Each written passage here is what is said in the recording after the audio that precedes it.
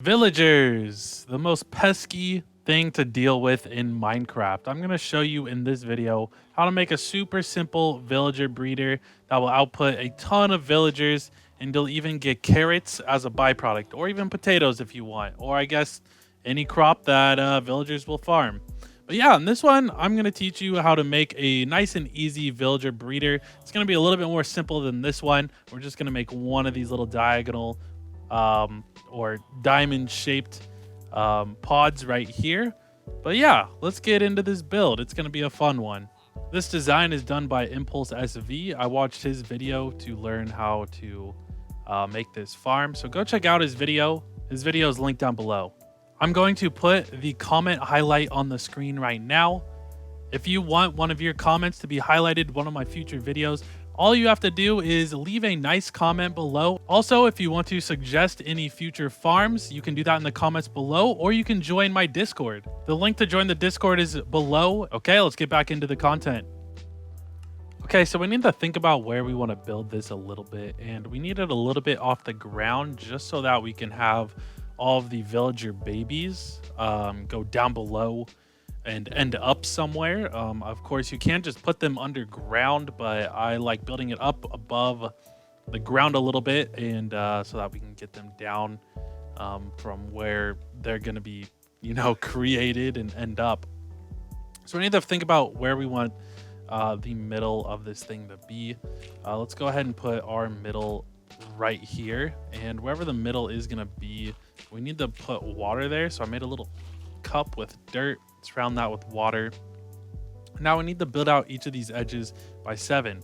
So that's 1, 2, 3, 4, 5, 6, 7. Of course, you can just do this with dirt and then hoe it. I know you can't just put down farmland like this in survival. Now that we have all these out 7 with dirt, each end is going to have 3 on the end, and then we need to connect them all with diagonals like this. So go ahead and do that.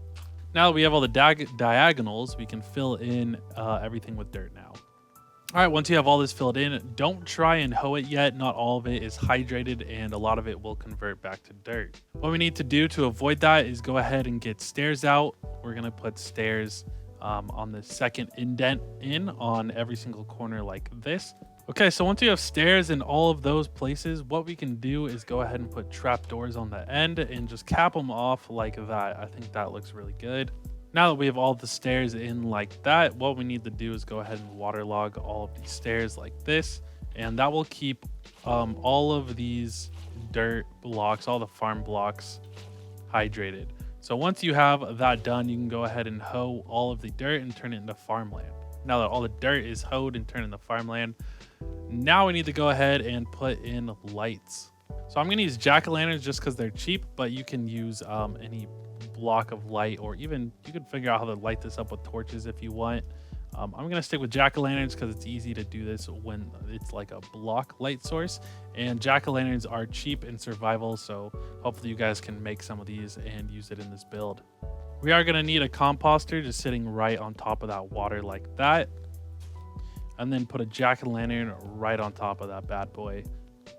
Now all of this ground will stay lit, and we won't be spawning in any hostile mobs. Let's go ahead and just fill in these extra spots with spruce planks. You can use any building block you want, but I'm going to use spruce planks to do this, just to keep everything consistent. Now we have all this done. You want to build this up, this wall too high so no mobs can get in here.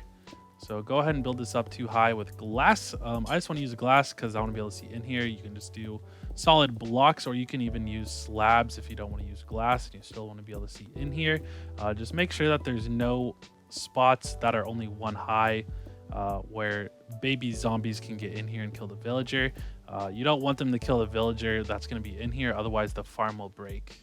Let's go ahead and cap off the ends of the dirt area with wood planks. Actually, we don't need them on one of the sides, so leave one of the slides without the planks, and then fill up the wall on all of these to be too high. Now what we need to do is set up the area for the villagers who are actually going to be getting all of the carrots and making all the babies. We need to bring this down 3 blocks and then across 2. We're going to put our fence post right there. Go ahead and fill in these spots around the fence post, and then put down beds in a circle like this. And I think that the beds actually do need the pillows in that corner, so you wouldn't want the bed going that way. I think that does actually break the farm.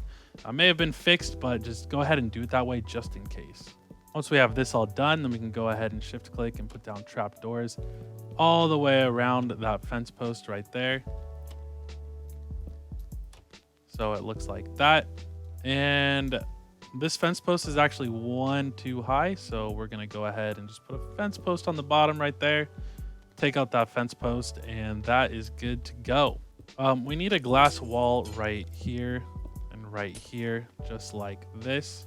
And we also need a trap door right there, exactly like that. So now this whole area should look like this. Now let's build the area where all of the baby villagers are gonna end up. So just build this down a few blocks. I think you only really need to build it like 5 blocks down for it to actually work. Now that I have the glass dripping down about 5 blocks, we need to take out this top block, otherwise none of the babies will be able to fall through. We need to cap off the top of the glass with some slabs, like so. Let's go ahead and put a chest down, and then let's put a hopper facing into that chest. This is gonna collect all of the carrots that are gonna come down. And that is the collection for the carrots and the baby villagers all done. The only thing we have left to do is to put a villager in here, which you have to use minecarts to do, and also get 2 villagers into this spot right here. Once you have those 2 villagers there, and this is the farmer villager, you need to throw him stacks on stacks of carrots. So this process actually takes a long time, this step right here. So you do need to be patient and take your time. I'm going to speed up this process for us so that we can see what happens in a fast forward sort of setting, because I don't want to wait, and I want to show you guys what happens after you let this run, after giving the farmer some carrots and you get everything set up.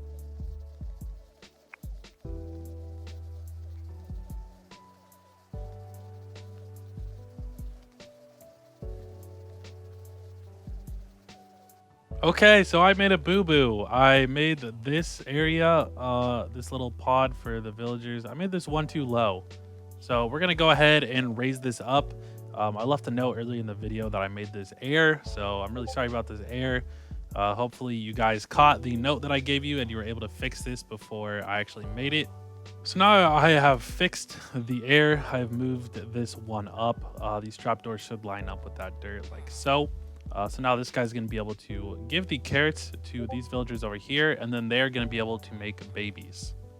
So let's go ahead and speed this up so that we can watch it in a fast forward point of view.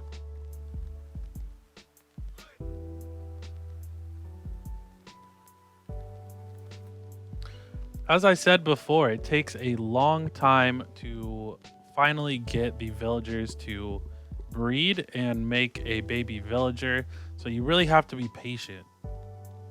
I think it takes about 3 or 4 in-game days for the villagers to actually make their first baby.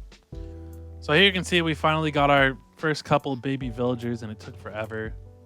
We have no carrots in here yet, which is actually really surprising. The other farm I tested it and you get about 400 carrots per hour from this thing.